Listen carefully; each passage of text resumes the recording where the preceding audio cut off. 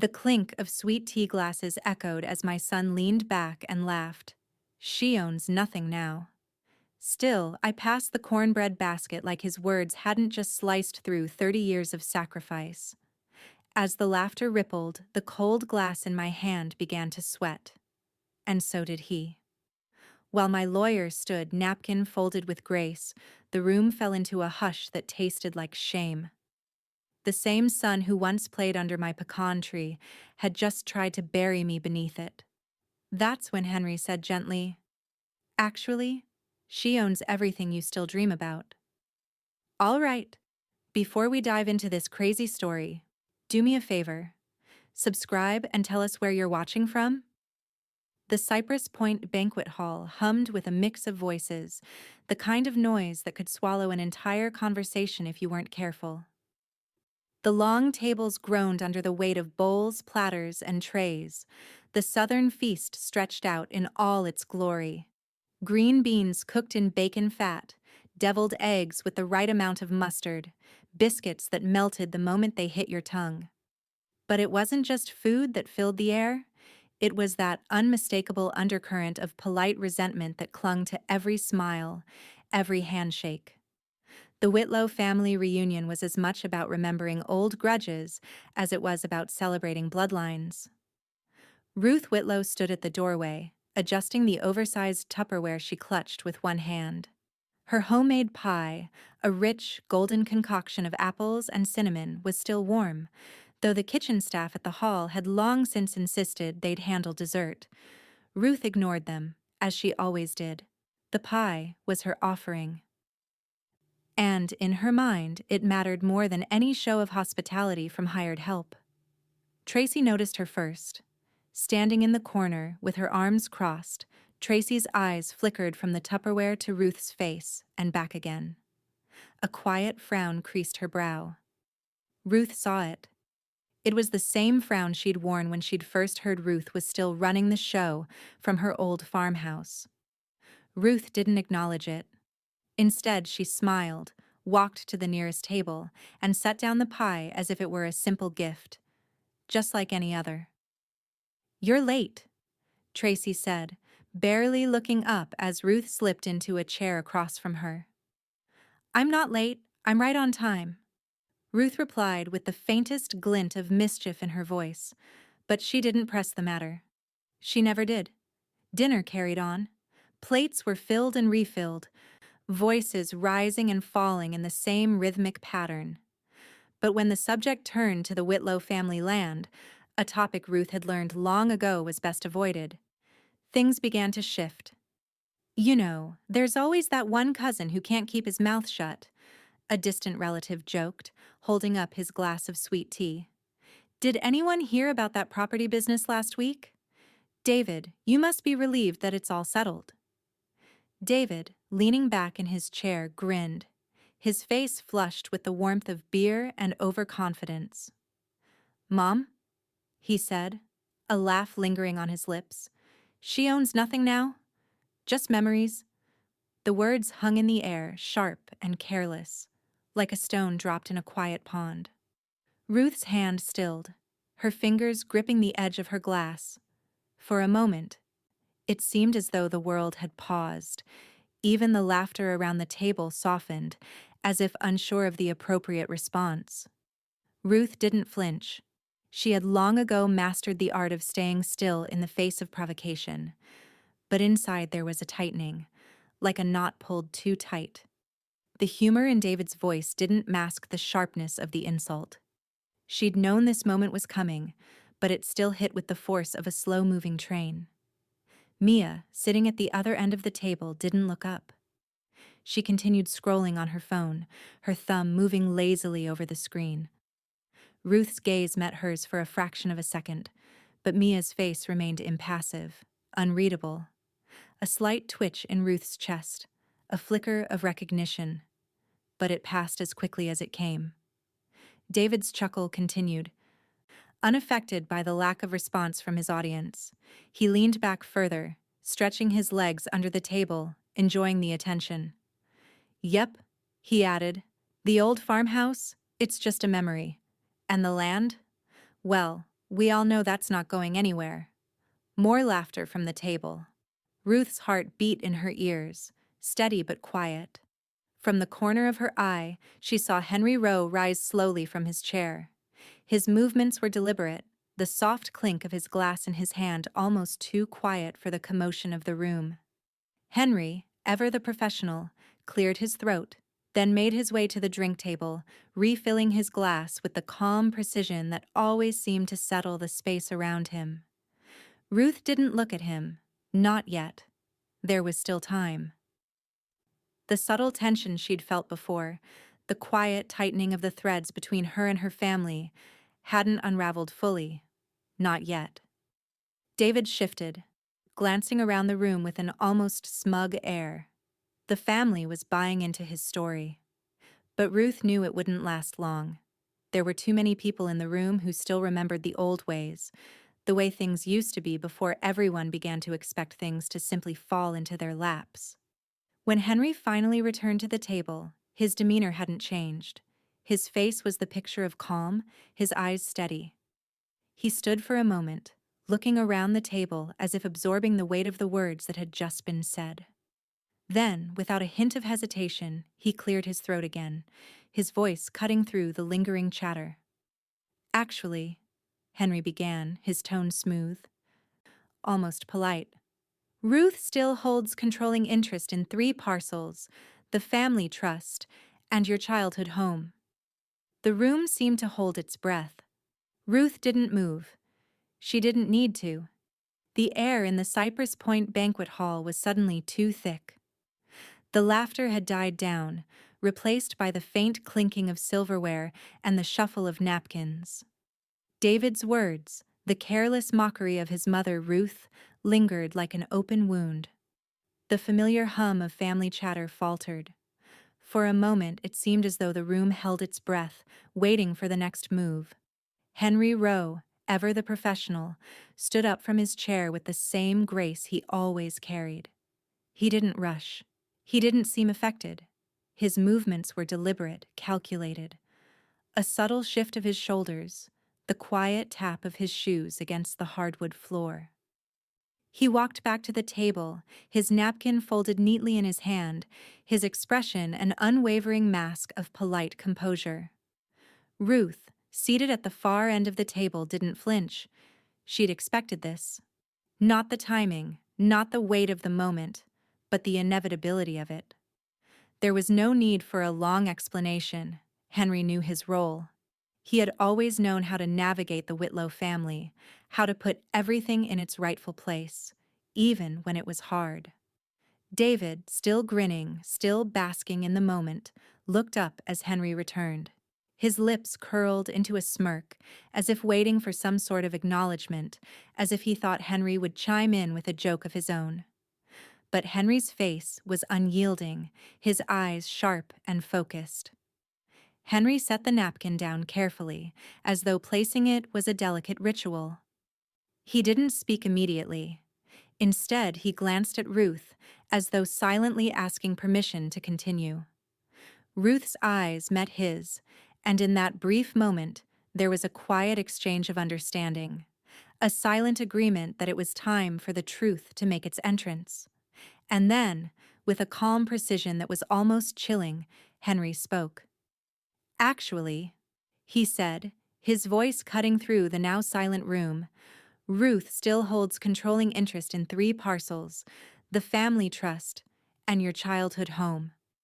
The words were soft, but they hit like a hammer.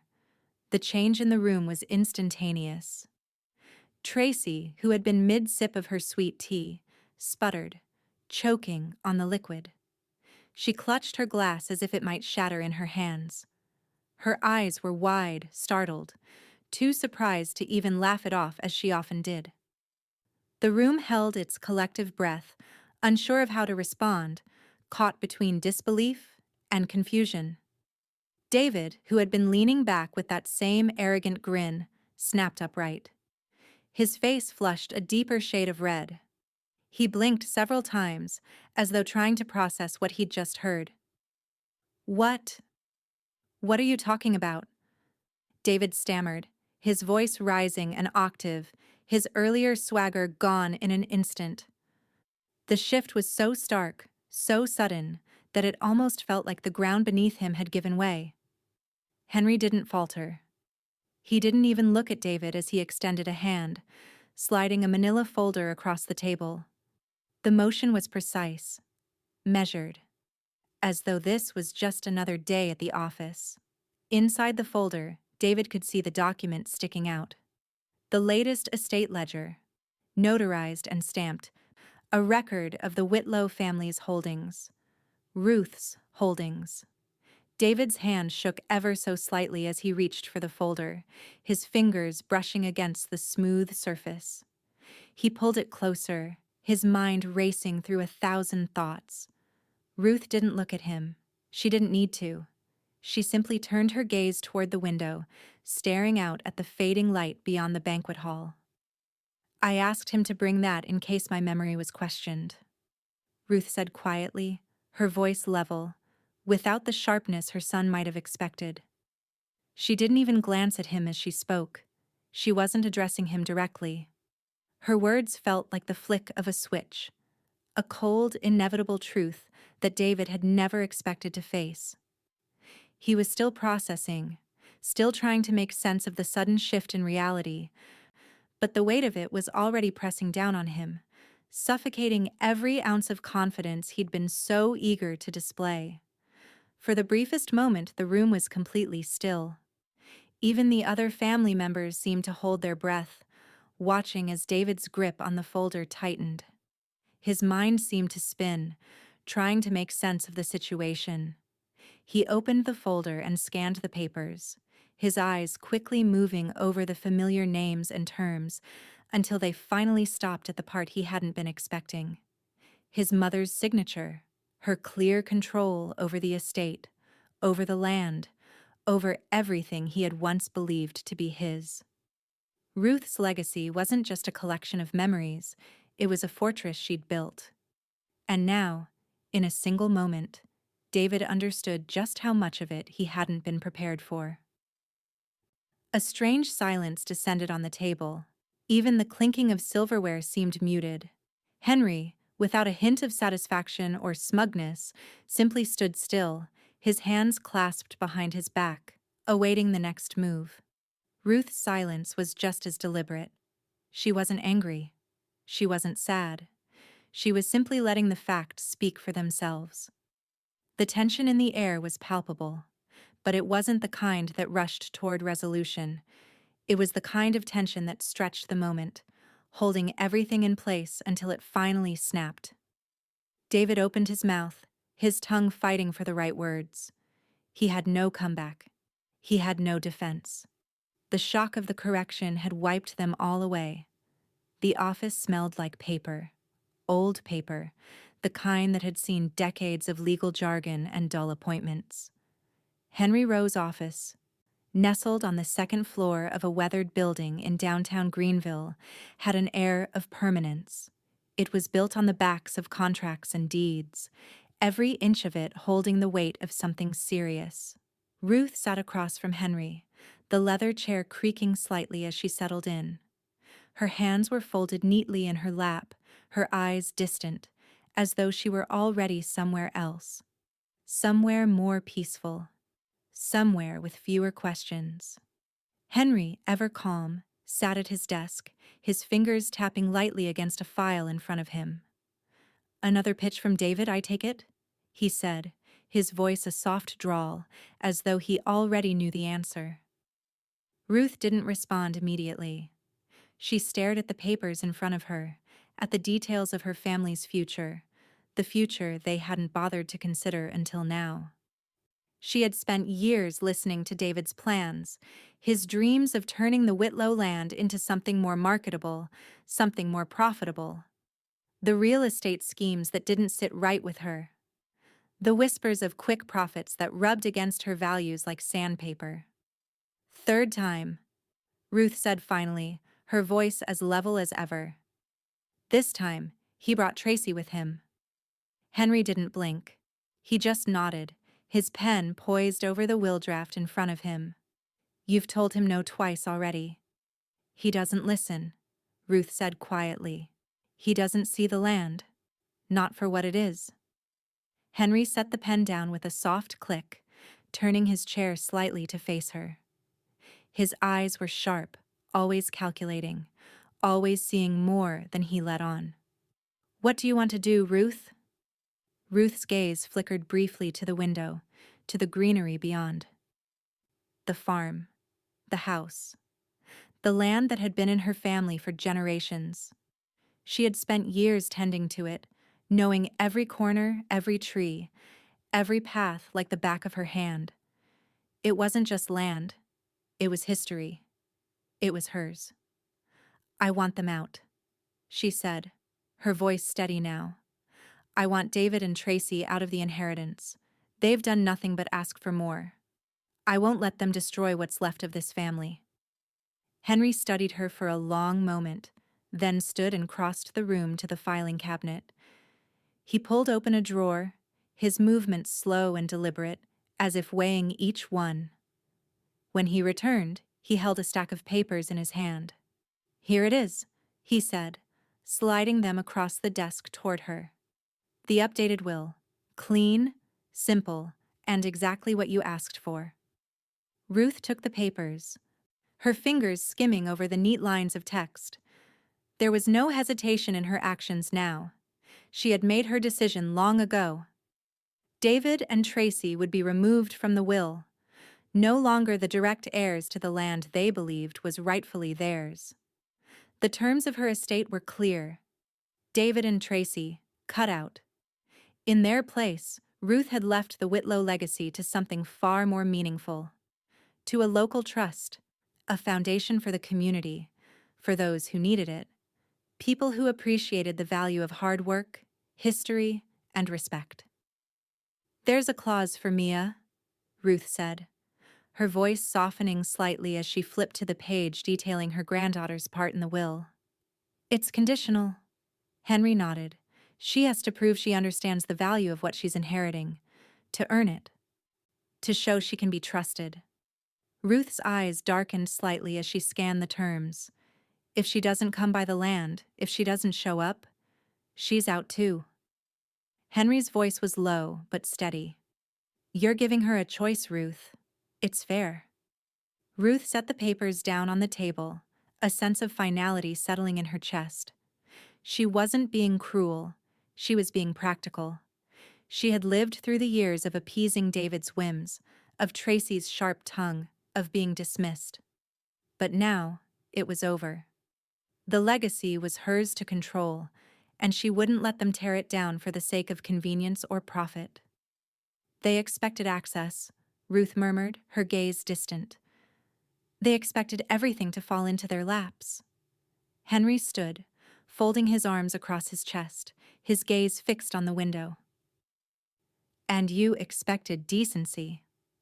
Ruth's lips twitched into a smile, but it wasn't a smile of joy. It was the kind of smile someone wears when they know they've made a decision that will change everything, a decision that can't be undone. They'll never read it, Ruth said quietly, almost to herself. Henry raised an eyebrow, curious. The will? She nodded slowly. They'll never bother. They think they know everything already. They think I'm too old to make decisions for myself. They don't know what I've been planning. As the weight of Ruth's words settled between them, a quiet understanding passed in the space. Henry's smile was small, but knowing. You've always been a step ahead, Ruth. Her response was a low laugh, almost humorless. I had to be, or they'd have taken everything. But in that moment, Ruth knew that she had already won. The land, the legacy, the Whitlow name, it wasn't just hers by default anymore. It was hers by right, by choice. And no one would be able to take that from her. She leaned back in the chair, folding her hands over her lap. Send it off, Henry. Make it official. And just like that, it was done.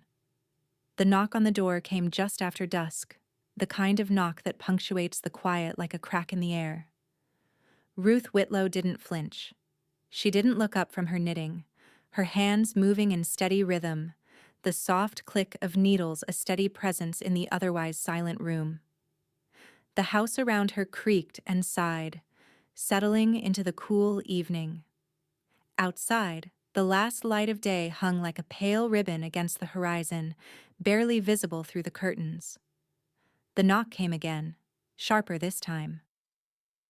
Ruth set her knitting down on the small side table, the wool slipping off the edge as she rose from the armchair. She moved slowly, deliberately, the sound of her feet soft against the old wooden floors. She reached the door, pausing for just a moment before pulling the curtain back to peek through the window. David stood there, his posture straight, his hands jammed into his pockets, his face flushed from the walk, or perhaps from something else. His lips were pressed together in that familiar grimace, the one that came when things didn't go his way. Ruth knew that face well. She opened the door a fraction, just enough for him to see her face, for her to meet his eyes. The familiar sense of control washed over her, settling like the weight of a heavy quilt across her shoulders. She didn't invite him in. There was no need for that. "What do you want, David?" Ruth's voice was even, steady, a contrast to the impatience that rippled just beneath the surface of his words. David's eyes narrowed slightly and his jaw tightened. He looked past her, as though calculating the space between them, measuring the territory he still thought he had the right to claim. "You ambushed me," he said, his voice rising just a little, frustration simmering beneath the surface. Ruth's gaze didn't waver. She didn't flinch, not even a little. "You underestimated me." The words hung in the air, the silence stretching just long enough for David's frustration to begin to boil over. He squared his shoulders, leaning into the doorframe as if trying to physically force his way in. His eyes locked onto hers, the hint of desperation creeping in, though he tried to keep it hidden behind his usual air of self-assurance. "That property should come to me," he said, the words tumbling out like an accusation. His voice was sharp, hard, the entitlement of years of expectation all bundled into those few words. Ruth didn't blink. She didn't look away. She didn't even flinch as the words struck the air between them, thick with all the unspoken resentment that had built up over the years. Her expression remained the same, calm, controlled, unwavering. "No, David," she said softly, almost gently. "That's not how ownership works." There was no anger in her voice, no reproach, just a quiet certainty, as though the truth of her words was as natural as the sun setting behind her. Her hand shifted, her fingers brushing against the screen door's latch. She wasn't hurried, just deliberate. David's lips parted, a sharp retort on the tip of his tongue, but Ruth had already slid the door shut, cutting off whatever he was about to say. The soft snick of the latch clicking into place was the final punctuation mark. Ruth stood on the other side, her hand still resting on the doorframe, her back straight. She didn't move, didn't speak. The air between them was thick now, charged with something that couldn't be undone. Inside, from the small kitchen table, Evelyn Mott clinked 2 teacups together, the sound crisp and clear. Ruth's heart eased at the sound of her old friend's voice, even though she knew Evelyn was watching the scene unfold just beyond the door. "Let him stand there," Evelyn called out lightly, her voice floating through the open window. "He needed to see the line." Ruth didn't respond immediately. She didn't need to. Evelyn had always been the one who understood when words were unnecessary. And in that moment, Ruth knew there was nothing more to say. David had made his move. He had expected something else. Perhaps a different reaction, a way to manipulate the situation, a way to pry open the door to something he thought was still his. But the door had been shut, not just physically, but metaphorically. Ruth's hand tightened on the doorframe as she took a deep breath, the cool air of the evening washing over her. "And that it doesn't move for tantrums," she said quietly, almost to herself. Evelyn's laughter, warm and knowing, drifted back through the window. That's the truth. Ruth didn't respond. She didn't need to. The sound of David's footsteps crunching against the gravel outside the house reached her ears. Faint, but unmistakable. He wasn't staying. He wasn't going to push any further. Ruth watched the last light of day fade into the night, the dim glow of the porch light, the only thing illuminating the quiet space between her and the world outside. He had come for something, to assert his control, to demand what he believed was his. But now, as he walked away, Ruth knew that whatever hold he thought he had on the Whitlow legacy, it was slipping through his fingers. There was no coming back from this. The door was closed. And this time, it wasn't just a door to a house. It was the door to everything David had once believed he could take. It was closed for good. And as Ruth stood there, the weight of the evening's decision settling around her like a quiet storm, she felt something else. Something light. Something almost like peace. But that peace would be fleeting. There was no escaping the next round. The knock on the door came just after dusk, the kind of knock that punctuates the quiet like a crack in the air. Ruth Whitlow didn't flinch. She didn't look up from her knitting, her hands moving in steady rhythm, the soft click of needles a steady presence in the otherwise silent room. The house around her creaked and sighed, settling into the cool evening. Outside, the last light of day hung like a pale ribbon against the horizon, barely visible through the curtains. The knock came again, sharper this time. Ruth set her knitting down on the small side table, the wool slipping off the edge as she rose from the armchair. She moved slowly, deliberately, the sound of her feet soft against the old wooden floors. She reached the door, pausing for just a moment before pulling the curtain back to peek through the window. David stood there, his posture straight, his hands jammed into his pockets, his face flushed from the walk, or perhaps from something else. His lips were pressed together in that familiar grimace, the one that came when things didn't go his way. Ruth knew that face well. She opened the door a fraction, just enough for him to see her face, for her to meet his eyes.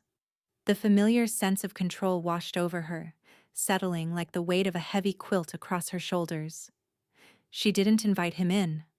There was no need for that. "What do you want, David?" Ruth's voice was even, steady, a contrast to the impatience that rippled just beneath the surface of his words. David's eyes narrowed slightly, and his jaw tightened. He looked past her, as though calculating the space between them, measuring the territory he still thought he had the right to claim.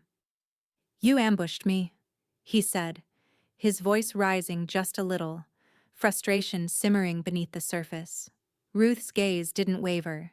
She didn't flinch, not even a little. "You underestimated me." The words hung in the air, the silence stretching just long enough for David's frustration to begin to boil over. He squared his shoulders, leaning into the doorframe as if trying to physically force his way in. His eyes locked onto hers, the hint of desperation creeping in, though he tried to keep it hidden behind his usual air of self-assurance. "That property should come to me," he said, the words tumbling out like an accusation. His voice was sharp, hard, the entitlement of years of expectation all bundled into those few words. Ruth didn't blink. She didn't look away. She didn't even flinch as the words struck the air between them, thick with all the unspoken resentment that had built up over the years. Her expression remained the same, calm, controlled, unwavering. "No, David," she said softly, almost gently. "That's not how ownership works." There was no anger in her voice, no reproach, just a quiet certainty, as though the truth of her words was as natural as the sun setting behind her. Her hand shifted, her fingers brushing against the screen door's latch. She wasn't hurried, just deliberate. David's lips parted, a sharp retort on the tip of his tongue, but Ruth had already slid the door shut, cutting off whatever he was about to say. The soft snick of the latch clicking into place was the final punctuation mark. Ruth stood on the other side, her hand still resting on the doorframe, her back straight. She didn't move, didn't speak. The air between them was thick now, charged with something that couldn't be undone. Inside, from the small kitchen table, Evelyn Mott clinked 2 teacups together, the sound crisp and clear. Ruth's heart eased at the sound of her old friend's voice, even though she knew Evelyn was watching the scene unfold just beyond the door. "Let him stand there," Evelyn called out lightly, her voice floating through the open window. "He needed to see the line." Ruth didn't respond immediately. She didn't need to. Evelyn had always been the one who understood when words were unnecessary. And in that moment, Ruth knew there was nothing more to say. David had made his move. He had expected something else. Perhaps a different reaction. A way to manipulate the situation. A way to pry open the door to something he thought was still his. But the door had been shut. Not just physically, but metaphorically. Ruth's hand tightened on the doorframe as she took a deep breath, the cool air of the evening washing over her. "And that it doesn't move for tantrums," she said quietly, almost to herself. Evelyn's laughter, warm and knowing, drifted back through the window. "That's the truth." Ruth didn't respond.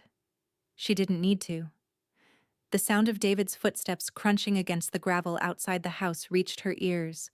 Faint, but unmistakable. He wasn't staying. He wasn't going to push any further. Ruth watched the last light of day fade into the night.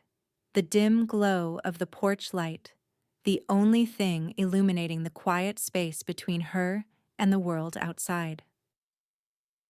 He had come for something, to assert his control, to demand what he believed was his. But now, as he walked away, Ruth knew that whatever hold he thought he had on the Whitlow legacy, it was slipping through his fingers. There was no coming back from this. The door was closed, and this time it wasn't just a door to a house. It was the door to everything David had once believed he could take. It was closed for good. And as Ruth stood there, the weight of the evening's decision settling around her like a quiet storm, she felt something else. Something light. Something almost like peace. But that peace would be fleeting. There was no escaping the next round. Ruth sat at the small kitchen table, the light from the hanging lamp above casting a soft glow on the stack of papers in front of her. The smell of fresh coffee filled the air. Though it had gone cold, she wasn't in any rush. Not anymore. It had been 3 days since David had come to her door. 3 days since that cold exchange. She hadn't expected him to show up again, nor had she anticipated a sudden shift in his strategy. But as always, Ruth knew how things worked. She had seen his game, the frustration, the push. He didn't like being dismissed. He wasn't used to being told no, not by her. And now, she was waiting for the next move. She heard the clink of her phone vibrating on the table, and she turned to see the name on the screen. Henry Rowe. She had expected it, but it still made her chest tighten. Without hesitation, she reached for the phone, swiping the screen with a steady hand. The voice on the other end was calm, measured, as always. "I've sent the letter," Henry said, his tone smooth. Almost matter of fact. "There is nothing to reconsider. The client's intent is sealed." Ruth nodded as if he could see her. She had known it was coming. The letter wasn't just about shutting David down. It was about sending a message that couldn't be misinterpreted. The will was not to be challenged. David had no leverage here. The silence lingered for a moment before Ruth spoke again. "Good. And the trust?" "Updated," Henry replied simply. "The assets are intact. The annual report has been filed, and it's all in order. Total assets, $1.3 million, sir." Ruth absorbed the number with the same calm demeanor she'd had throughout this entire ordeal. She had made sure that everything was in place. The Whitlow legacy was not just land or property, it was something far more solid. And now it was secure, irrevocably tied up in the trust. I'll forward a copy to you in the morning, Henry added, his voice shifting to a more professional tone. I'll handle any further correspondence. Thank you, Henry, Ruth said, her voice cool and controlled. There was no need for pleasantries. The business was done. She ended the call and set the phone down, staring at the papers in front of her for a moment. Her fingers drummed lightly against the table as she let her mind wander over the last few weeks. Her decisions were final now, and there was no turning back. The sound of a distant car door slamming outside made her look up, though she knew it wasn't David. He had made his attempt and left, but someone else was on their way. A few minutes later, the door opened and Evelyn Mott entered, carrying a small bag of groceries in her hands, her expression always full of that knowing smile. She set the bag down and moved over to the table where Ruth was sitting. Her gaze flitted over the papers briefly before landing on Ruth's face. "You're quiet today," Evelyn observed. "How are you feeling?" Ruth didn't immediately respond. She had always admired Evelyn's ability to read the room without saying much. Evelyn's quiet wisdom had always been a comfort to Ruth. "I'm finally letting go," Ruth said quietly, her voice softer now. "Letting myself live where they can't reach me." Evelyn nodded slowly, understanding the weight of what Ruth had just said. "Morning Glory Cottages, huh?" Ruth's lips twitched slightly, almost imperceptibly. "Exactly. They had keys to the house, but not to the legacy." Evelyn smiled, the warmth of it filling the room. "Good. It's about time you had a place that was truly yours." Ruth looked out the window, the last of the sunlight fading from the horizon. There was something freeing about the thought of the future, something untethered. She hadn't just built a legacy of property or wealth, she had built something much more significant, a fortress of independence. And that, she realized, was the part of her life she had been working toward all along. The doorbell rang again, and this time, it wasn't David. It was something different. "I'll get that," Evelyn said, rising from the table. But before she reached the door, Ruth stopped her with a hand on her arm. "Let it ring," Ruth said, her voice firm. "If they need something, they'll come back. But I'm done answering questions." Evelyn nodded, her smile knowing. "You've earned that." Ruth turned back to the papers in front of her, a steady calm settling in her chest. The next step was hers, and no one was going to take it from her. Her hand slid across the papers, feeling the weight of the decisions she had made, and the strength they had given her. As Evelyn moved away from the door, Ruth picked up the phone again, this time dialing the number for Morning Glory Cottages. It was time to make it official. The voice on the other end was pleasant, professional. "How may I assist you?" "I'd like to book a consultation," Ruth said, her voice firm. "It's time." And just like that, Ruth knew her new chapter had begun. The Pines Coffee and Biscuits was quieter than Ruth had expected. She had envisioned the place filled with the usual bustle, the clink of plates, the hum of conversation. But today, the soft jazz in the background filled the silence more than the chatter ever could. It was the kind of place that had a reputation for being welcoming, yet Ruth could feel the weight of the years pressing down on her shoulders. The space felt more like a waiting room than a cafe. She arrived first, settling into a corner booth by the window. The warm sunlight filtered through the glass, casting long shadows across the table. Ruth sat back, her hands folded in front of her, the slight tremble in her fingers betraying her outward composure. She had been here countless times over the years, but today was different. Today, it wasn't the noise of family or friends around her, just the quiet before the conversation that would finally come. She didn't have to wait long. Mia arrived a few minutes later, her steps hesitant, almost unsure as she entered the cafe. She was wearing a denim jacket, her hair pulled back in a ponytail, a far cry from the girl Ruth remembered. The girl who used to sit in her lap and listen to stories for hours. Mia spotted Ruth immediately and her face softened, but only for a second. They exchanged no greetings, no hugs, just a glance, and the silent acknowledgement that this was a long time coming. Mia slid into the booth opposite Ruth without a word. The waitress came over to take their order, but Ruth barely noticed. She wasn't hungry. There were no pleasantries to be exchanged.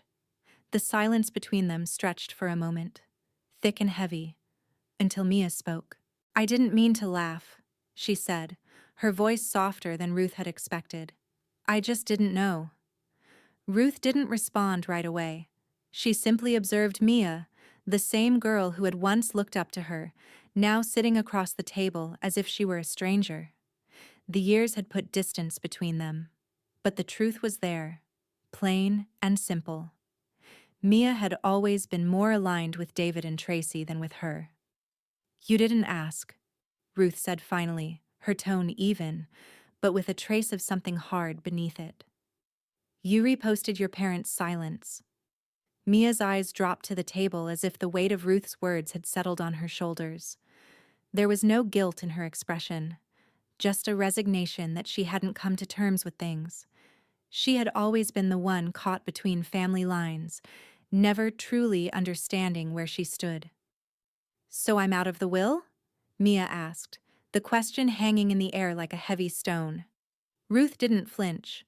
The answer had been in the making for years. The realization had already been set in motion.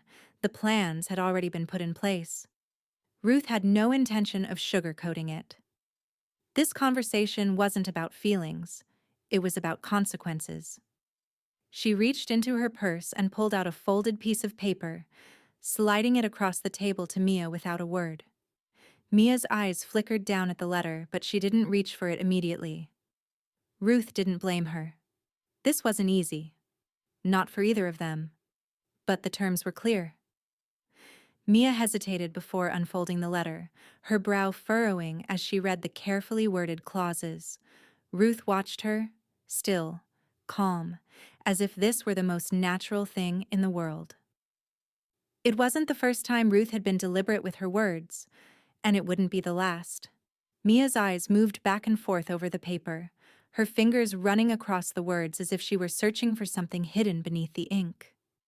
When she finally looked up, her face had shifted. The playful ease that had once been so common between them was gone. In its place was a deep uncertainty. "You're serious," Mia said quietly, the words coming out with more weight than Ruth had anticipated. Ruth's gaze didn't falter. "I've always been." The silence that followed was deafening, even with the soft background hum of the cafe around them. Mia's fingers tapped against the table, her eyes drifting back down to the letter. She was reading it again, slower now, as if searching for some hidden escape clause. There was none. The terms were clear. 2 visits a year, community hours, a simple commitment to show up, to demonstrate that she was willing to earn her place, to earn the trust that had long been absent between them. Otherwise, the door would remain closed, just as it had been when Ruth had made her decision years ago. Mia folded the letter carefully, her fingers trembling just slightly as she did. Her eyes, still unsure, flickered between Ruth's face and the letter. "You're asking for more than I can give," she said finally, her voice low. Ruth's expression didn't change. "You haven't given enough yet. That's the truth." Mia leaned back, exhaling sharply, as if trying to gather the fragments of what had just been laid in front of her. The clock on the wall ticked away in the background, the minutes slipping by unnoticed. The world outside, the old town, the streets they both grew up on, felt far away, like another life. Finally, Mia nodded slowly, her eyes meeting Ruth's in a moment of quiet understanding. There was no anger, no confrontation, just an acceptance that the conversation was over. "I'll think about it," Mia said, her voice barely above a whisper. Ruth didn't answer. There was nothing more to say. Mia would either show up or she wouldn't. The legacy was hers to protect, And if Mia wasn't ready to respect it, then Ruth wouldn't waste any more time. The waitress returned to take their order, but Ruth didn't pay attention to the menu. Her hand rested lightly on the table, the cool touch of the paper beneath her fingers grounding her. The conversation was over. The decision had been made. Now, it was up to Mia. But Ruth knew one thing for certain. Some lines, once drawn, could never be crossed again. The finality of it was almost too quiet. Ruth sat at her kitchen table, the paperwork laid out in front of her, still untouched, as if letting it settle before she signed the last of it would make the change feel more real. She didn't need to read the words again. She had already gone over every line, every clause. The land, the trust, everything that had been her family's legacy was finally being handed over. It was done. The local land trust was now the rightful owner of the Whitlow land, and the Whitlow heirs were nowhere to be found in the official documents. Ruth's hand hovered over the final piece, the one that would make it official. But she didn't need to rush. There would be no turning back once it was signed. Outside, the soft light of dawn stretched across the fields. Ruth watched the sun slowly rising, painting the earth in hues of orange and gold. She could almost hear the land itself sigh with relief, as though the weight of years of ownership had finally been lifted. The phone buzzed beside her. A new message. Ruth picked it up, expecting to see a routine check-in from Henry, but the name on the screen made her pause for a moment. It was David. She opened the message, her fingers moving as though they were on autopilot. "Dude, your name's not on anything." It was from a mutual friend of David's, someone Ruth had known casually over the years. David had clearly been scrambling. He had tried to pull every thread, leverage every connection, and now he was waking up to the reality that it was all gone. The land, the trust, everything Ruth had quietly taken control of. There was nothing left for him to take. Ruth didn't respond. She didn't need to. Instead, she simply stood up and moved to the porch. The morning was quiet, the world outside still slowly waking up, just like her own heart. There was no rush. She stepped into the soft light and began to water her plants, the familiar motion soothing in its rhythm. The pots, heavy with blooms and greenery, stood like quiet sentinels around her, as though they had always been there. She had kept this small patch of life in bloom, nurturing it with care even when it felt like the world was changing faster than she could catch up. From the kitchen window, Evelyn watched her, the soft clink of teacups filling the silence behind her. Ruth had known Evelyn would be there, would always be there. Evelyn was as much a part of this legacy as the land itself, quietly observing, waiting for the next step. "Want me to forward him the deed link?" Evelyn's voice called out, light but knowing. Ruth paused, her watering can hovering over a trailing vine. She looked out toward the horizon, considering it for a moment, then shook her head slowly. Let him find it like he found his voice. Late. The words hung in the air, not out of bitterness, but from a place of quiet certainty. Ruth had always known David would be too late to understand, too late to realize what he had lost, what he had never really cared about until it was no longer his to claim. The legacy was gone from his grasp, and now there was nothing left to argue over. Evelyn smiled softly, clinking her teacup once more. She knew Ruth didn't need help navigating these final steps. Ruth had been leading this story for far longer than anyone realized. She had known how it would unfold, how David would always be too wrapped up in his own ambition to see the larger picture. As Ruth continued her task, another message came through, this time from Tracy. Ruth picked up the phone without hesitation, as if bracing for the sting she had known was coming. "You're burning bridges." Ruth didn't need to look twice at the text. She had expected the final lash of venom. Tracy had never been one to understand the full picture. Never cared to. She only saw the land, the inheritance, the power that came with it. Ruth had never cared much for those things herself. She had always seen them as tools, as pieces in a much larger story.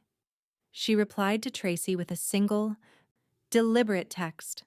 Some bridges are meant to burn. The silence that followed was deeper than any conversation they could have had.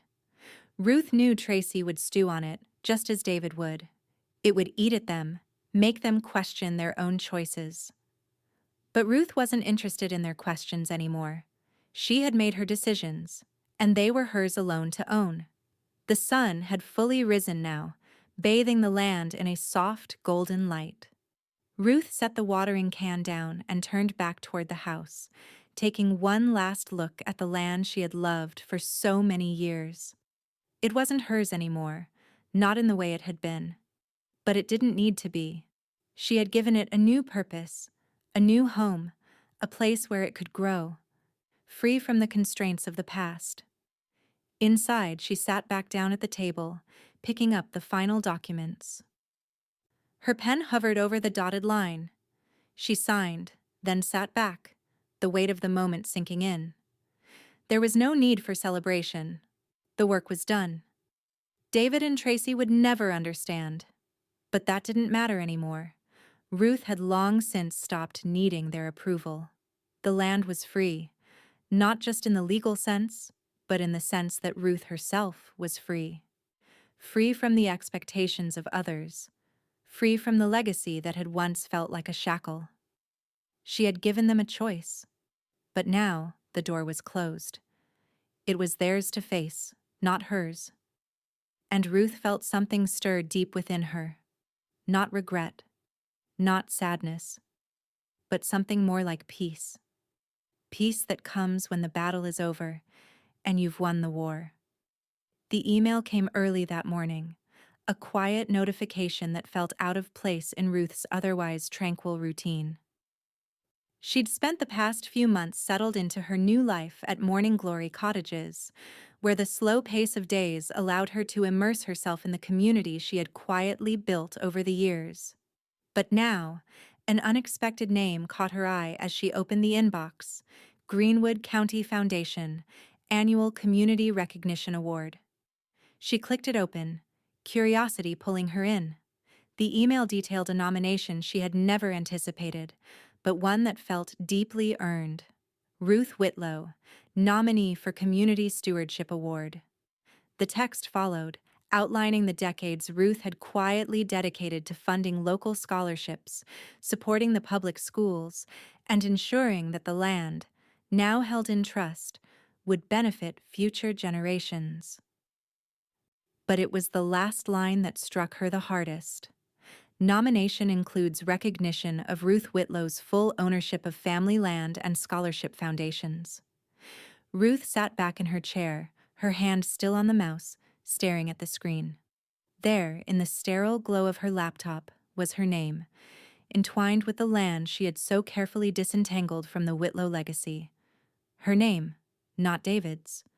Her name, not Tracy's. Her name, at last. She didn't feel elation. She didn't feel pride. There was only quiet acknowledgement. This was what she had wanted, though she had never said it aloud.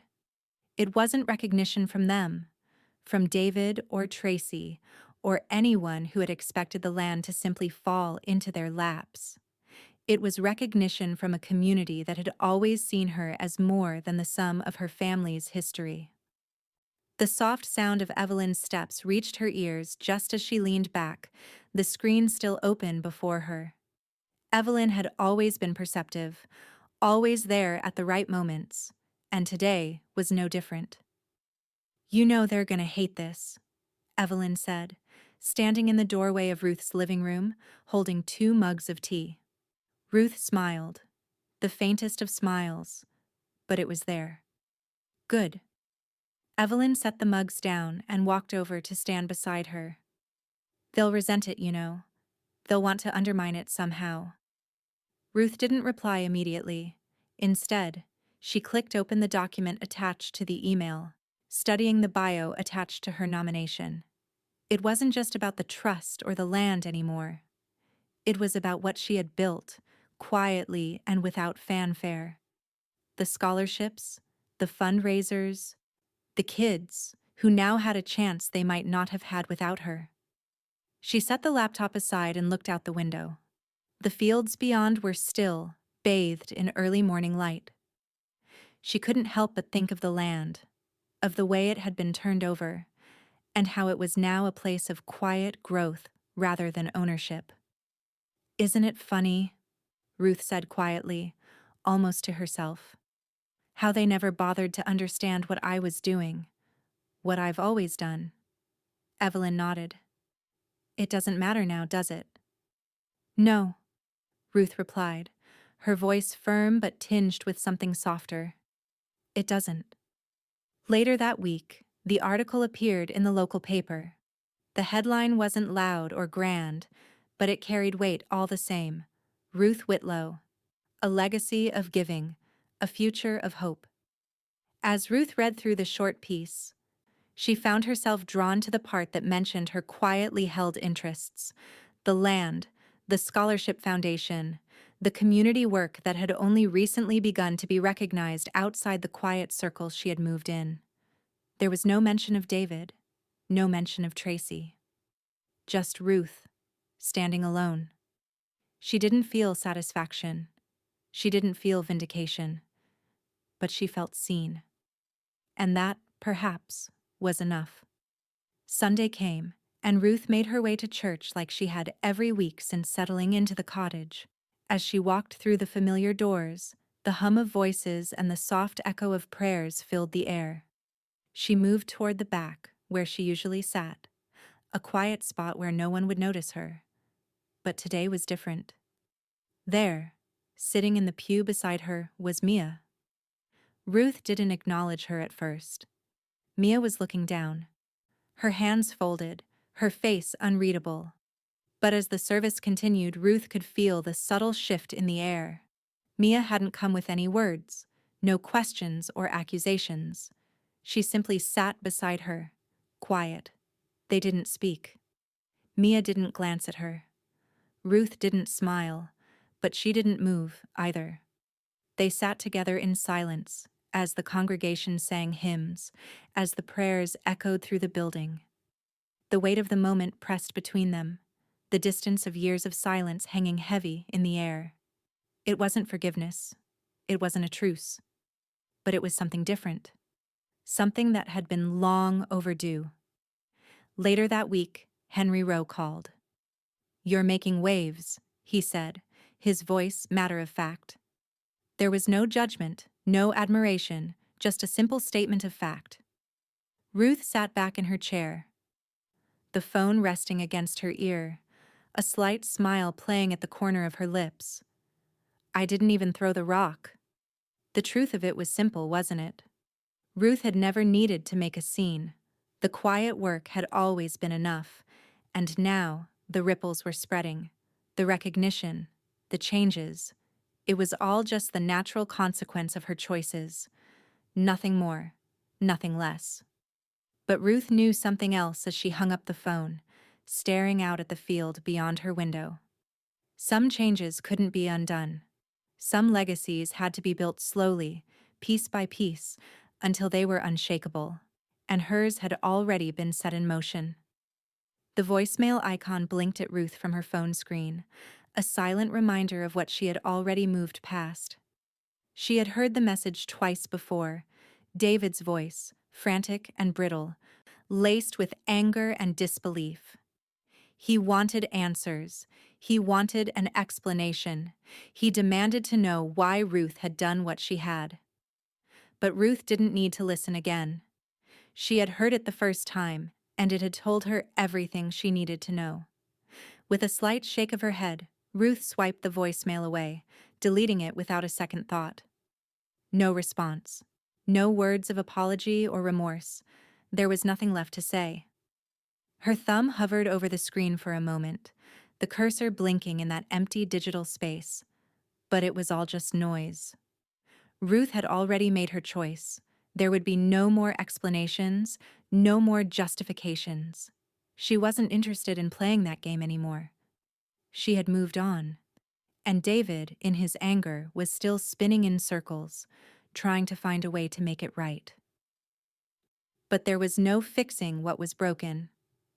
The phone lay silent in her hand for a few seconds, before it was set down with a deliberate thud on the kitchen table.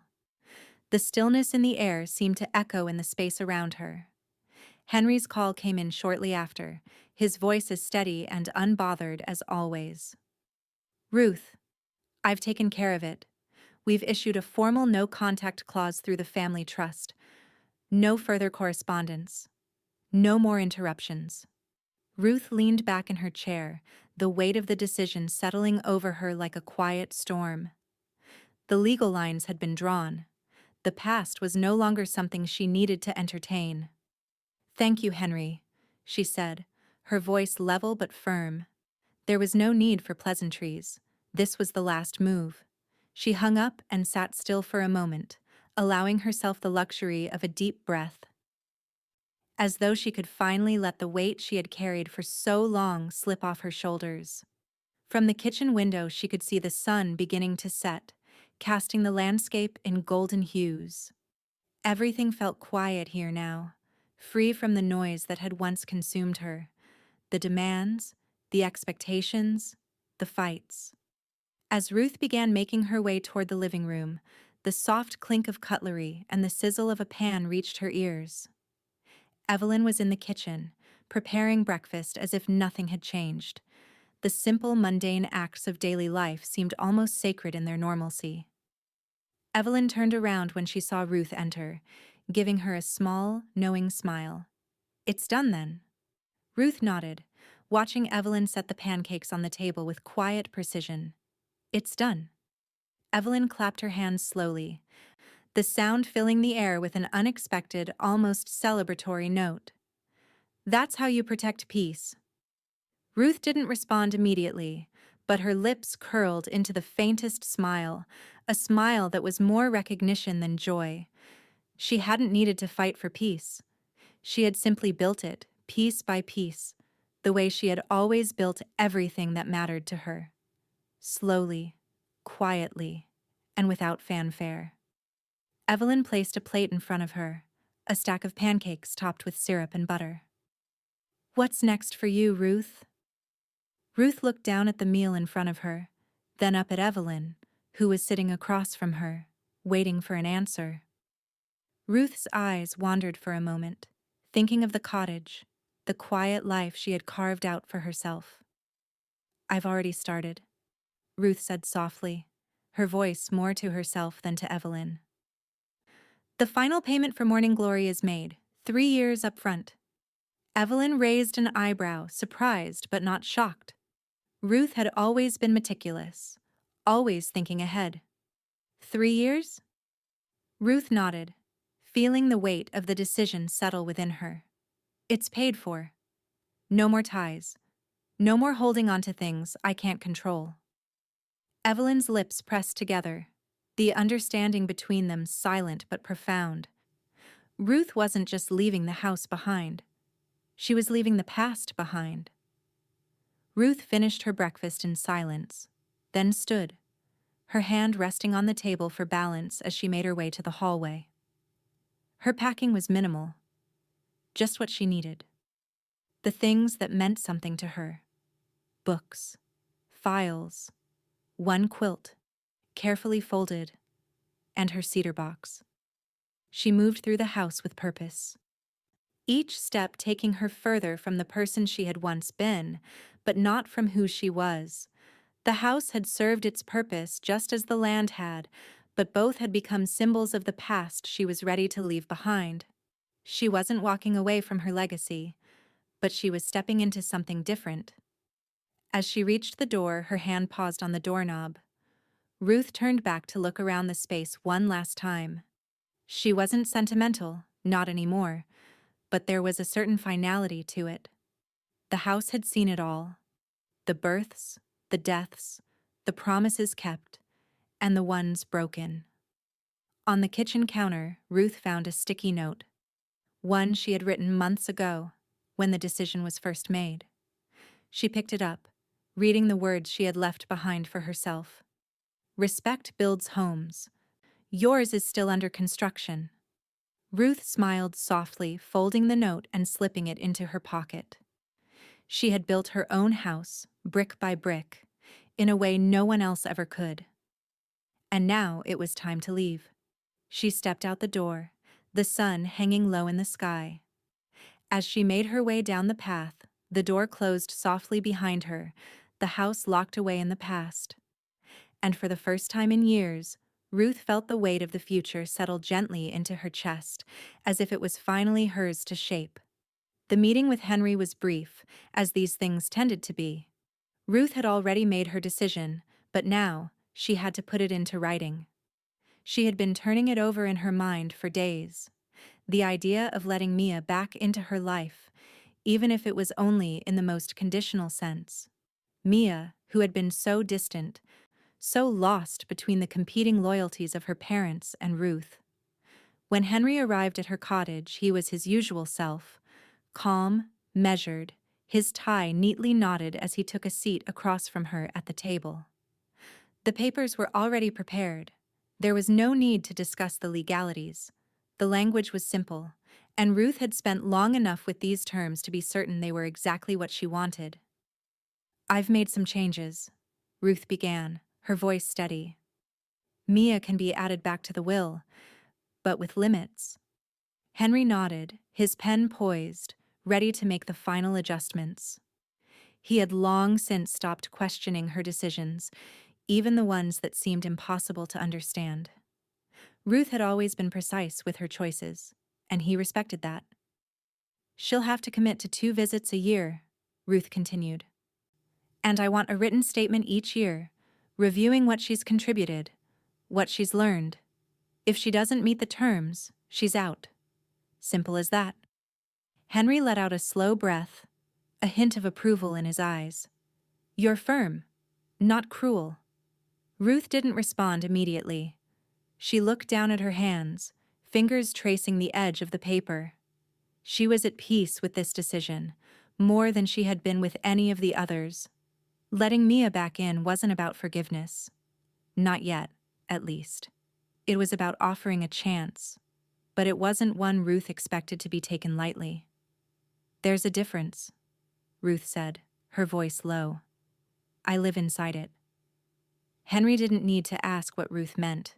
He understood the weight of her words. Ruth had spent her life making hard choices, but those choices had always been her own. Now, she was offering Mia the same opportunity, with the same consequences. Mia had to make her own path, and Ruth would not be the one to guide her.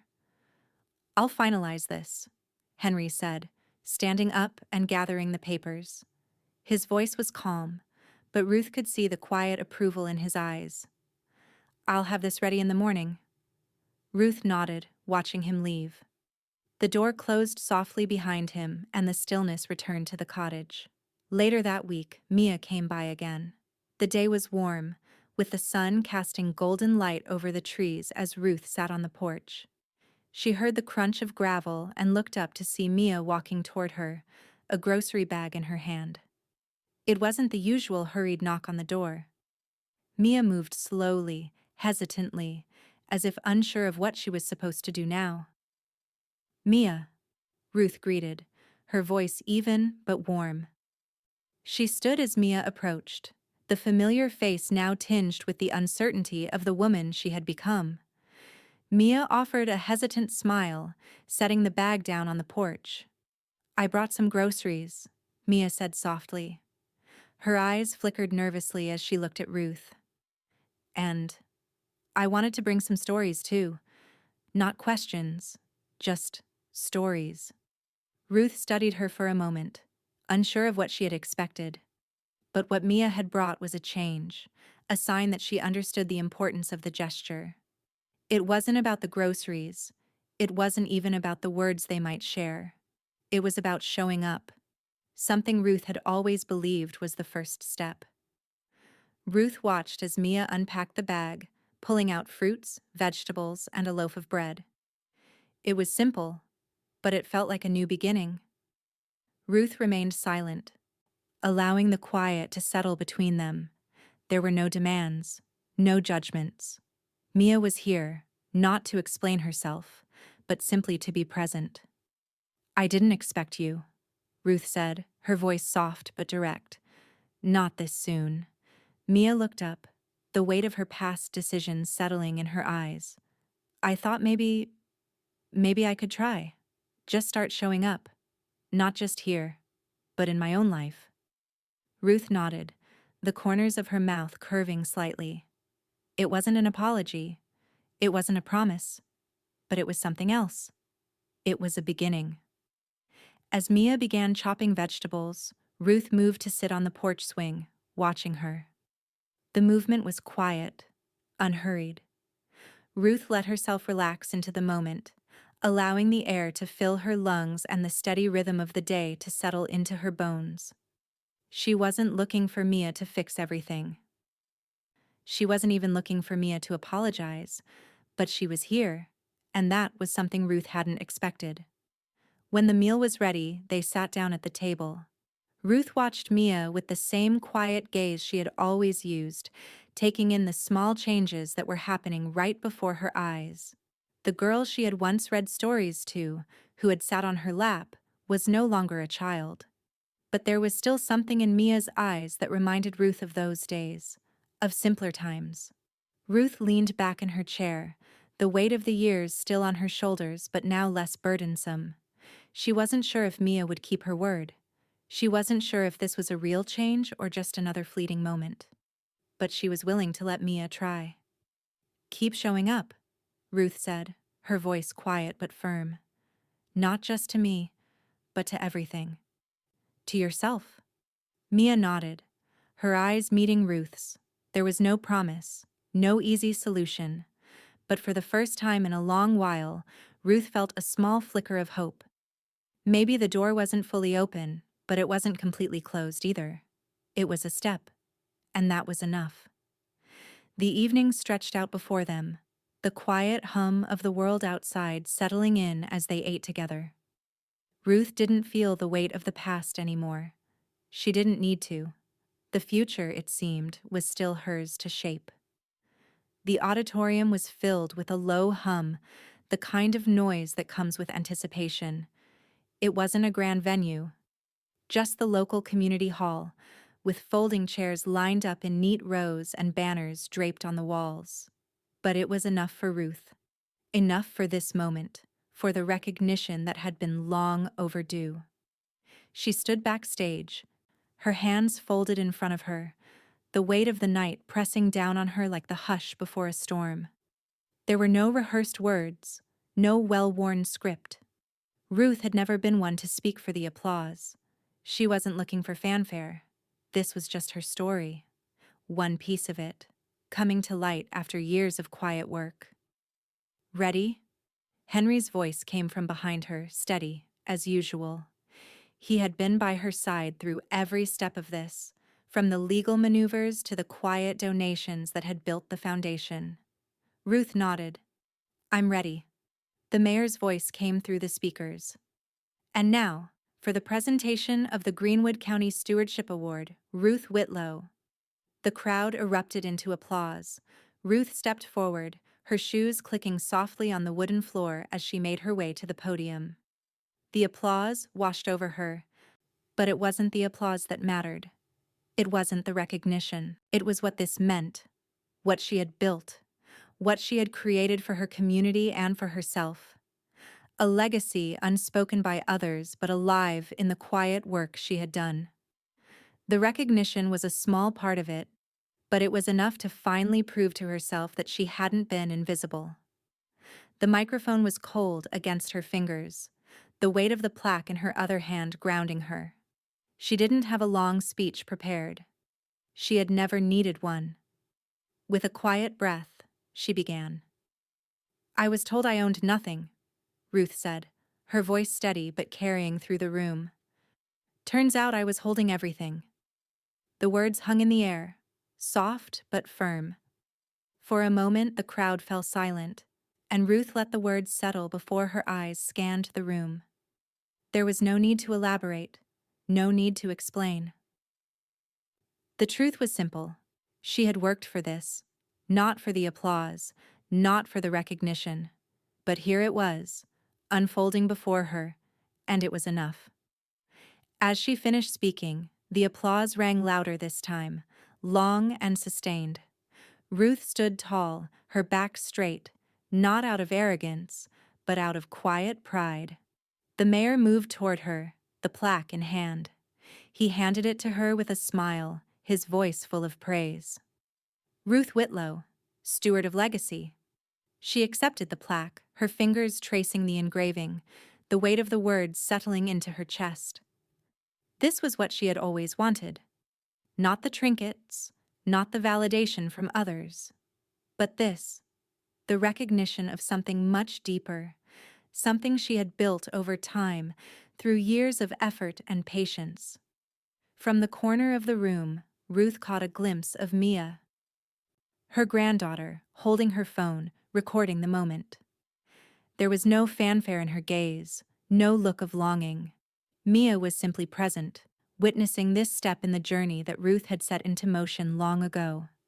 There was no apology, no judgment, just Mia, quietly standing beside Ruth, capturing the moment.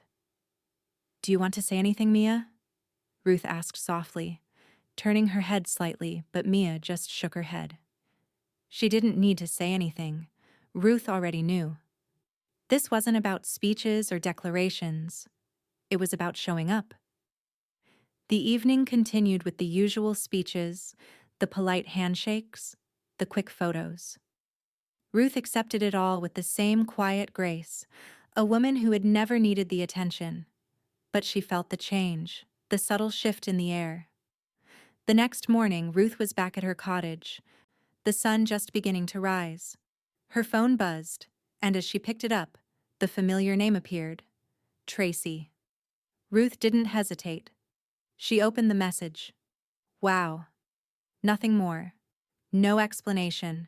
No judgment. Just the word that hung in the air, heavy and flat. Ruth didn't respond. She didn't need to. Evelyn was sitting at the kitchen table when Ruth entered, a warm mug of tea in her hands, a knowing smile on her lips. Ruth sat down beside her, the quiet weight of the moment still heavy in her chest. "You see that?" Evelyn said, her voice light. "That's how it starts. A wow."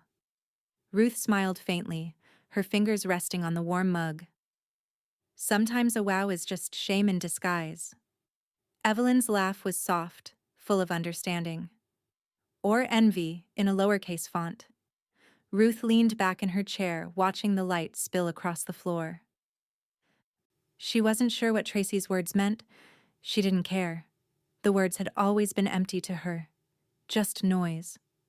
What mattered was the reality of the work she had done, the future she had built, and the people who had stood with her. The land, the legacy, the trust. They were hers. But they were never the end of the story.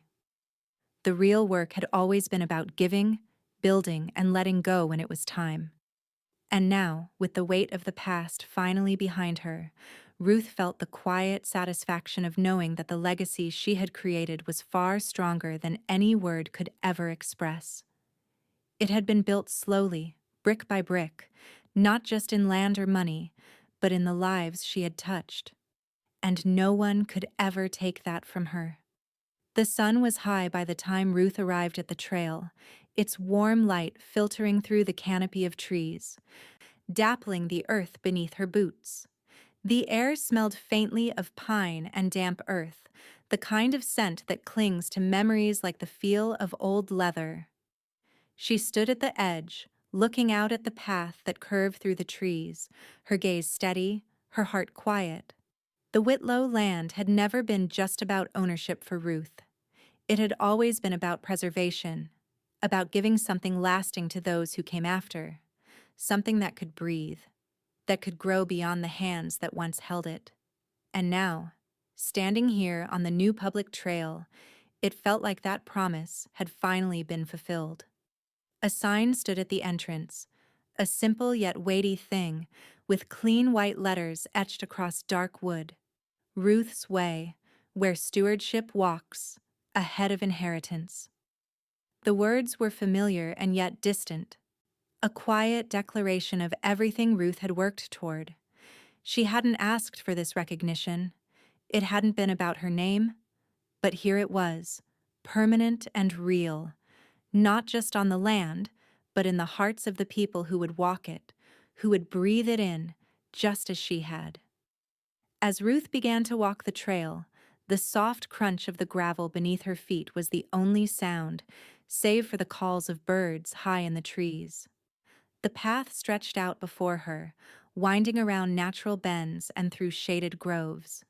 In the distance, she saw a group of children riding their bikes, their laughter carrying through the still air. A young mother, walking beside them, waved as she passed. Ruth nodded, acknowledging the simple gesture. There were no words, no explanations, just shared space and the understanding that this was hers. All of it.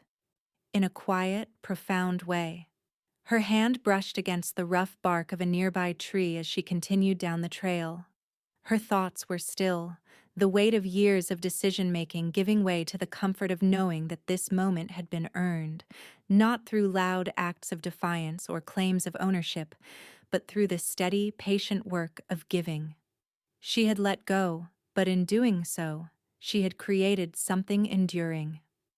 As she reached a bench placed along the trail, Ruth sat down, letting the cool wood of the seat sink beneath her. Her fingers grazed the engraved plaque affixed to its surface. In honor of Ruth Whitlow, Steward of Legacy. The inscription was simple, but it meant more to her than any grand speech or award ever could. The trail itself, the benches, the quiet spaces scattered along the way, they were her legacy. Not the land, not the house, but the chance for others to walk, to be part of something that went beyond inheritance. Evelyn appeared beside her, camera in hand, the lens glinting in the sunlight. Ruth turned to look at her old friend, who had been by her side through it all. Evelyn raised the camera, snapping a shot of Ruth sitting quietly on the bench, the trees and the open trail in the background. "Your kids might not print it," Evelyn said, lowering the camera, a smile tugging at the corners of her lips. "But this town will." Ruth smiled softly, her eyes following the trail ahead, the winding path disappearing into the distance, but never ending. "Let the record speak louder than bloodlines," she said quietly, her voice soft but resolute. Evelyn nodded, a knowing expression on her face. "You've done it, Ruth. You've built something that will last." The words sat in the air, heavy with truth. The trail stretched out before them, not just as a physical path, but as a reflection of everything Ruth had done, everything she had given. She hadn't built this for herself. Not really. She had built it for the people who would follow, for the children riding their bikes, for the families who would sit on the benches and read, for the future that would stand on the foundation she had laid in silence. Ruth's hand touched the smooth surface of the bench once more, her fingers lingering on the engraving. The sun warmed her face as she closed her eyes, feeling the weight of the years finally settle into something light, something free. As the children passed by again, their laughter filling the air once more, Ruth stood up, taking one last look at the trail. She wasn't done, not yet. There was more to do, more to build. But for the first time in years, the weight of her decisions felt right. The path ahead was clear, and it was hers to walk. And so, with the sun setting gently on the horizon, Ruth took her first step onto the trail she had built for others. The one that would carry her legacy beyond her own name, beyond the land, beyond everything that had once weighed her down. And in that moment, Ruth knew. She had finally walked far enough to know that it had all been worth it. The envelope sat on the kitchen table in front of Ruth, its pristine white surface almost too perfect in the dim light of the afternoon. She had picked it up moments before, her fingers tracing the clean edges of the paper. There was no mistaking the sender. The address was one Ruth had known well, had once called home. It wasn't from Mia, but from David. The handwriting, while familiar, felt like a ghost of a person she had once known, a man who no longer existed in her life in any real way. Ruth hadn't opened it immediately. She hadn't even looked at the return address at first. Her first instinct was to put it aside, to pretend it didn't exist, just like the years of strained relationships that had brought her to this point. But she had decided that she would deal with it on her terms, just as she had always dealt with everything, on her terms. With a quiet sigh, she slid her finger under the flap and carefully peeled it open. Inside, there was only one typed page. The words, neatly aligned in black ink, leapt off the page and into her chest. Please reconsider. I've thought about it, Ruth. I realize what I did, and I'm asking for a second chance. We can work this out, we can fix things, but it starts with you. The words were pleading as expected. David had always been good at pretending to change when he needed something, but Ruth had heard it all before. The empty promises, the quiet manipulations. She wasn't surprised, but that didn't mean the weight of his request didn't settle in her chest like a stone. She read it through once more, her eyes catching on the phrase that felt the heaviest. We can fix things. There was no apology, no admission of fault. Just the simple expectation that she would open the door again, just as she always had. But Ruth knew better now. She didn't need to fix anything. It wasn't hers to fix anymore. Her hand tightened around the paper. With a soft sigh, she folded the letter neatly and placed it back into the envelope. No response, no explanation, just this one final act. Ruth stood, her movements slow but deliberate. She took the envelope and walked to the sideboard where her return envelope sat, already addressed. There was no need for further discussion, no need for closure. She slid the letter inside, the weight of it feeling almost insignificant now. She sealed the envelope with a steady motion, then stood still for a moment, letting the silence settle in around her. Evelyn had been sitting across the room, watching her the whole time, waiting for the inevitable moment. She didn't ask what was in the letter. She didn't need to. She had known this day was coming. Ruth walked to the front door, the envelope in her hand, and stood for a moment at the threshold. The outside world was quiet. The sun had begun its descent, casting long shadows across the yard, but Ruth didn't need to look out there to know what awaited her. She had already left it behind. With a soft exhale, she slipped the envelope into the mailbox, the finality of it settling around her like the evening air. Evelyn was still in the kitchen when Ruth returned. Her eyes were steady, like always, full of that knowing silence that spoke volumes. Ruth set the keys on the table, her fingers brushing the smooth surface. Feel anything? Evelyn asked, her voice quiet as though she understood that this moment required no words, just the simple question. Ruth smiled, but it wasn't a smile of satisfaction. It was more like something light, something that carried no weight. Yes, she said softly, her voice low. Less.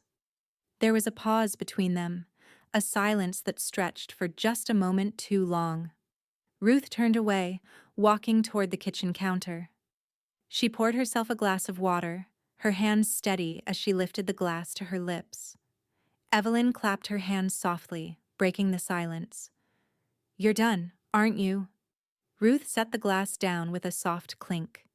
She didn't need to answer. The answer was in her eyes, in the stillness of the room. She was done. The years of waiting, of wondering, had ended. She had moved forward, and nothing could pull her back.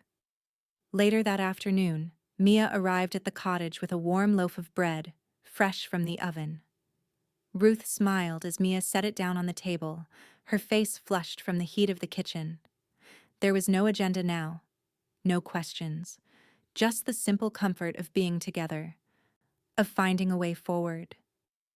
They sat together, the light from the setting sun spilling into the room, and Ruth realized, for the first time, that this was the life she had built. Not in the land or the house, but in the quiet moments like these, moments of peace.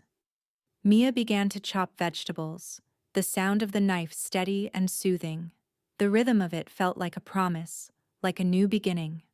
Ruth watched her for a moment, letting the silence settle in again. After a few moments, Ruth walked to the corner of the room where her cedar box sat.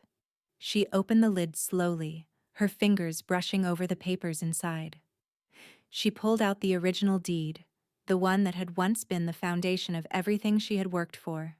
And beneath it, she placed the envelope. It was done. Ruth closed the box, the finality of the motion settling into her bones. The past was in its place, just as it should be.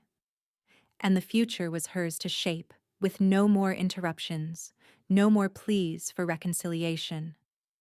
As Ruth walked back to the kitchen, she looked out the window at the trail she had built. The sun was fading, casting long shadows across the land.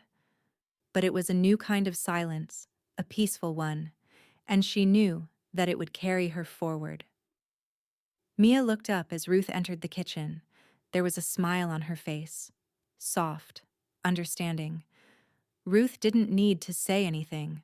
The words had already been written in the way they had built this moment together.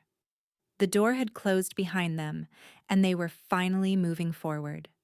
No looking back, no turning around. The papers spread out before Ruth. A familiar stack of grant applications and handwritten essays. She had spent hours sorting through them before, but today felt different. Today, there was a clarity she hadn't had before. The children's faces leapt off the pages, their words full of promise, their hopes as fragile as the paper itself. Some wrote about their dreams of going to college, others about helping their communities, the hunger in their voices, the gratitude. It was all so raw, so real. Ruth's hand hovered over one of the essays. A boy from the neighboring town, his words about wanting to become a teacher in a community that didn't believe in him. She smiled softly, her heart swelling. These were the faces of the future she had built, not in land, not in money, but in opportunities. And in this moment, that legacy felt more alive than ever. Henry had been quiet lately, his updates on the trust becoming a familiar background hum, but today, he was more direct. The email was short, but the numbers caught her attention. The trust's reach has expanded. You're now impacting 5 counties. The total grants distributed this year will surpass $200,000. The ripple effect is already being felt. Ruth leaned back in her chair, her eyes scanning the email. The trust wasn't just a local endeavor anymore. It was growing, stretching out beyond what she had imagined. The Whitlow legacy was no longer about just a piece of land, but about fostering change, about reaching hands that needed help, and providing a bridge for them to cross. She thought of David and Tracy. Their names were nowhere to be found in these applications, in these new chapters. There was no bitterness in Ruth's heart. But there was a quiet knowing. What they had wanted wasn't what mattered anymore. The legacy they sought to control had shifted. The foundation wasn't in their hands, and it never would be. The clock on the wall ticked softly as Ruth clicked through the applications. There was a deep satisfaction in her work, a steadiness in knowing that her choices had consequences. The new grants would make a difference, not in a year, but today. She wasn't just helping a few children anymore. She was changing the course of entire communities. Her gaze shifted to the bookshelf across the room, to the cedar box on top. A place where the original deed still rested, along with the weight of so many decisions made over the years. Ruth had created something far more lasting than land. She had built a foundation. And that foundation had already started to grow in ways she hadn't expected. She moved to the kitchen and started preparing tea, the familiar motions grounding her. Evelyn had already set the table for breakfast, a quiet moment between them that Ruth had come to cherish. But today, there was something more in the air. Ruth's hand moved to her phone, and she quickly typed a message to Henry. "I've decided to fund 2 additional grants personally. Let's make it anonymous." The return message came quickly, as Henry's always did. "As always, Ruth. Your choices continue to inspire." She placed the phone down and let the tea steep. In some small way, this was the final chapter. Ruth wasn't interested in any grand farewell. She had already said what needed to be said, and the world was moving on, just as it should. Evelyn clinked her cup gently, breaking Ruth's reverie. "Your quiet years are louder than their loud mouths ever were." Ruth smiled softly, the warmth of the tea in her hands a comfort. "And far more useful." The words hung between them, heavy with understanding. The silence stretched on, but it wasn't the uncomfortable kind. It was the kind of quiet that comes after the work is done, after the decisions have been made, and you can finally let go of the weight you didn't even realize you were carrying. Ruth set her tea down and walked toward her desk. There was something she had been meaning to update for months. A final task she had kept for herself, a draft that had been sitting in her files for years. Ruth opened the document. Her obituary. She had written it years ago, as a way of planning for the end, but it was no longer what she wanted. Her fingers hovered over the keyboard for a moment. She had already erased David and Tracy's names from the trust documents, from the records. And now it was time to do the same here. There was no malice, no need for any further explanation. But this part of her story, this legacy she had worked so hard to build, was hers. It wasn't for them. It never had been. Ruth deleted the lines about them, the lines about what they had once meant in her life. She typed new words instead, simple and direct. Ruth Whitlow, a quiet builder of legacies, a steward of land and people, whose life was spent giving, loving, and quietly changing the world around her. There was no need for anything more. Ruth smiled softly to herself, knowing this would be the last revision. As she closed the document, Ruth felt the quiet satisfaction of a life well lived. It had never been about the recognition. It had always been about the work, about the people she had touched, and the future she had helped build. The sun began to set outside, casting a golden glow across the room. Ruth looked out the window, her hand resting on the back of the chair, and felt, for the first time in a long time, that she could finally take a step back. The past was behind her, and the future, her future, was still there to shape.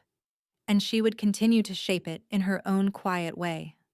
The door had closed, and Ruth was content in knowing that it would never open again for the same old reasons. But it was open now, for the future, for the ones who mattered, and she was ready to walk through it. The morning sun hung low over Morning Glory, casting golden light across the porch where Ruth and Mia sat together, side by side. The air was crisp, carrying the scent of freshly cut grass and the soft hum of bees busy in the garden.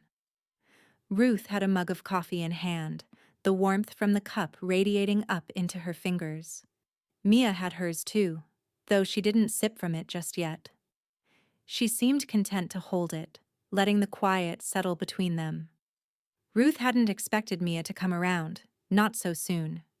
But here she was, her presence soft and steady in the stillness of the morning, an unspoken understanding between them now.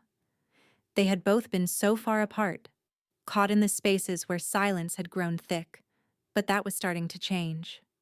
Mia broke the silence first, her voice low but thoughtful. "You know," she said, her eyes focused on the rising sun, "I used to think legacy was money."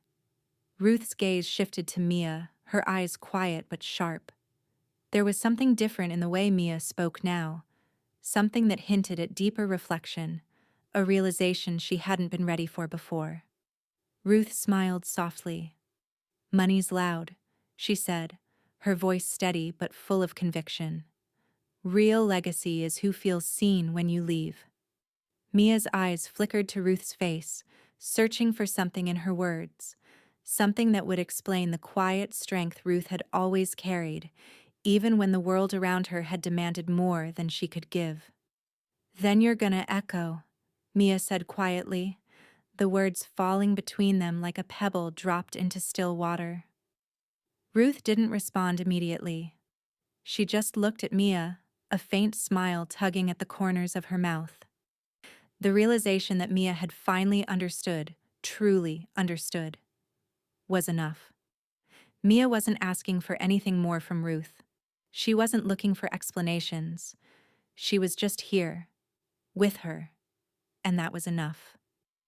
The two of them sat there for a while, sipping coffee in the silence that had become their comfortable companion.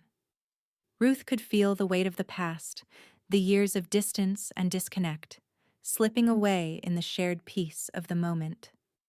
Mia was no longer the young girl who had been lost between her parents and Ruth's expectations. She was something else now, someone who had seen and who was starting to understand. Evelyn appeared on the path, walking toward them with a tray of cinnamon rolls, her usual energy bright and light. Ruth waved her over, the warmth of the gesture inviting and familiar. Evelyn set the tray down beside them, the sweet smell of cinnamon filling the air. "Didn't want to leave you two alone," Evelyn said with a wink, her eyes sparkling with that knowing gleam. "Thought you could use some sustenance while you work through things." Mia reached for a roll, breaking it apart and popping a piece into her mouth. "I think we're good," she said, her voice light but full of something new, something hopeful. "We're working through it." Ruth sat back, watching them both. There was no grand conclusion, no moment of dramatic change. It had all been a slow shift, a change that had happened quietly and steadily over time. But the difference was there. It was in the way Mia smiled now, in the way Evelyn moved around them, no longer a silent observer, but an active part of the process. As Ruth looked out at the horizon, a soft, almost imperceptible thought settled in her chest. The family she had chosen, that was who sat here now. It wasn't defined by bloodlines or ownership. It was defined by love, by the choices she had made, and the people who had been there when it mattered. The family reunion was long past, and Ruth had long since stopped looking for validation from those who didn't see her. But in this moment, as she sat on this porch with Mia and Evelyn, Ruth realized that this was her family. This was her legacy.